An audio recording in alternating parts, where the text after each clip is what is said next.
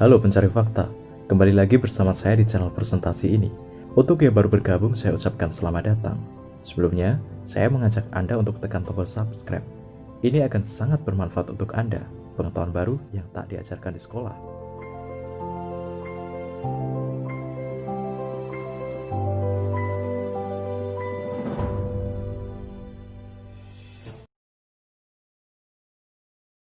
Nah, tahun 1960 orang-orang PKI itu sudah puncaknya adalah pada ulang tahun PKI ke-45 di GBK.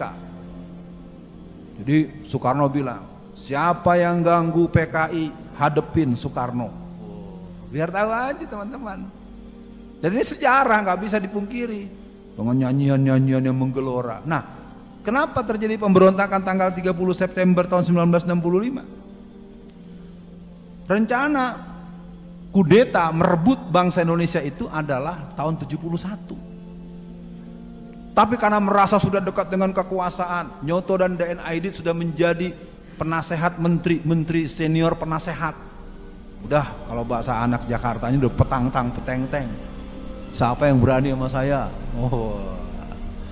Rupanya ini jadi tempat mereka jatuh karena mereka kemudian mulai gelagat-gelagatnya agak tidak kuat ketika tanggal 8 Januari itu seorang tokoh PKI perempuan yang bernama S.K. Trimurti itu mengundurkan diri. Kita pasti pernah dengar nama S.K. Trimurti karena memang dia seorang perempuan militan dan pemimpin Gerwani. Tanggal 8 Januari dia mendatangi DN Aidit. Apa kata dia? Kawan Aidit, saya mohon izin, saya mau keluar dari PKI, keluar dari pengurus dan keluar dari PKI, dan saya tidak komunis lagi. Sampai Aidit terkejut. Wahai Ibu S.K. Trimurti, Anda ini ikon daripada Gerwani, Anda tokoh yang sangat diandalkan. Kenapa Anda berhenti? Kenapa Anda keluar? Saya dapat tugas dari partai keliling dunia untuk mendatangi Austria, untuk mendatangi Polandia, untuk mendatangi negara-negara Eropa Timur. Tidak ada satupun negara itu yang kata negara komunis yang mensejahterakan rakyatnya. Jadi saya berkesimpulan, kita mau apapun juga, kalaupun menang gak bakal mensejahterakan. Maka daripada nanti saya tidak sesuai dengan pidato-pidato kita yang katanya mensejahterakan. Dan ternyata watak orang yang berpaham komunis di mana-mana selalu menyengsarakan rakyatnya. Jadi tinggal kita tanya saja apa yang sedang kita hadapi hari ini.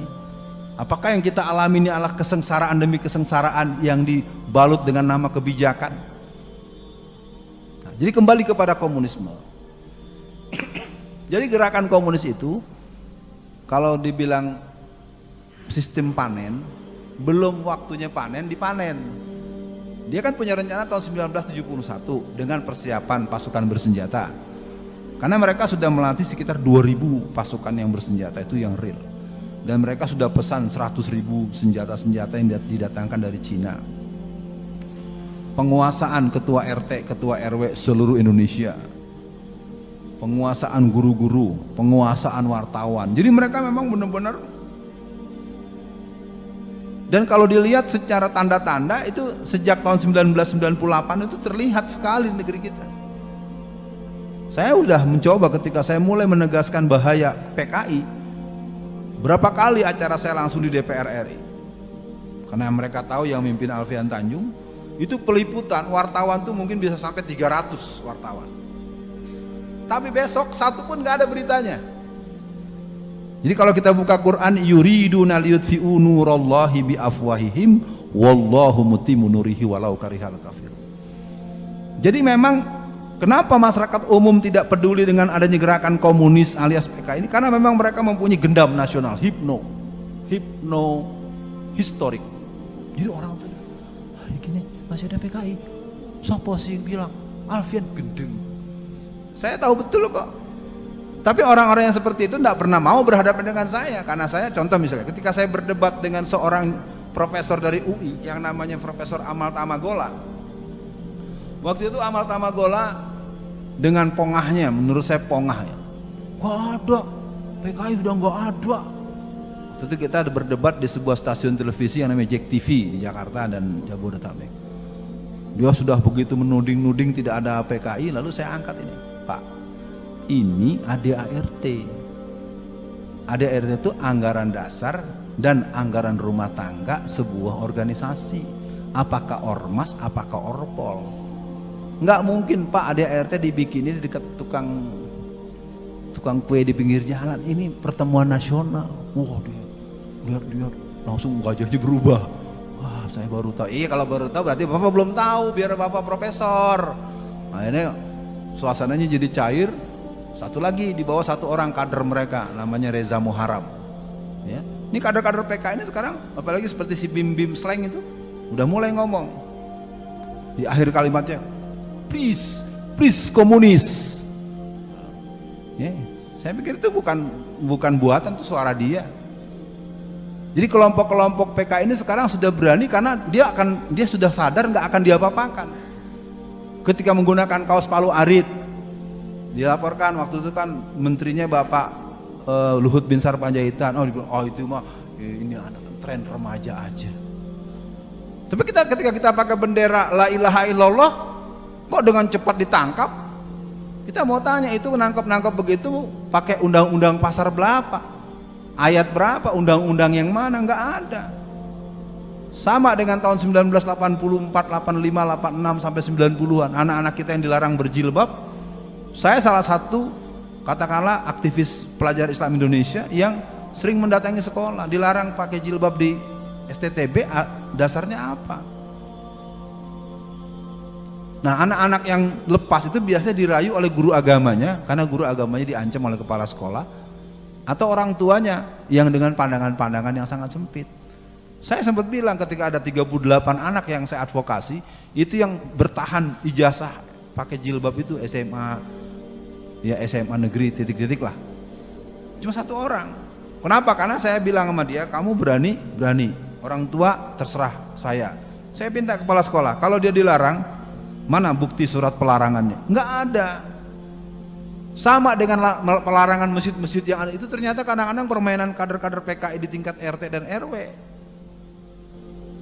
Ketika disampaikan ke tingkat wali kota atau bupati, nggak ada surat begini.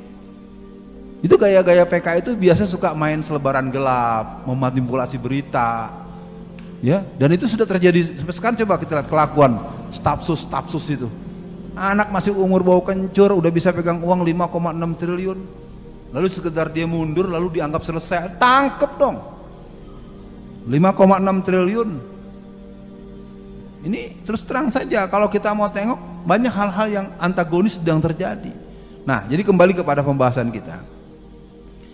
Mereka sedang membangun prakondisi yang menurut mereka sudah siap untuk memproklamirkan negara komunis Indonesia.